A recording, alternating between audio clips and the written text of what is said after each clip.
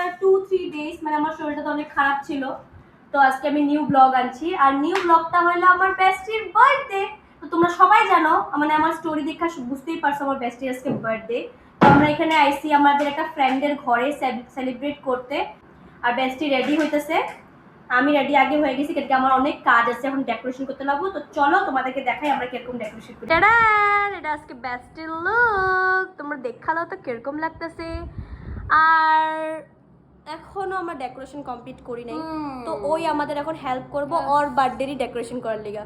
তো আমাদের পার্টির আজকে স্টার্টার্স দিয়ে স্টার্ট হলো। আর স্টার্টার্সে আজকে আইসে, আমি নাম করতে পারবো না, তোমরা দেখালো, নামগুলো জানি না। এটা একটা আছে French fries, tasty tasty chicken কি জানি, আর এখানে মেয়োনিজ, আর এখানে চিপস।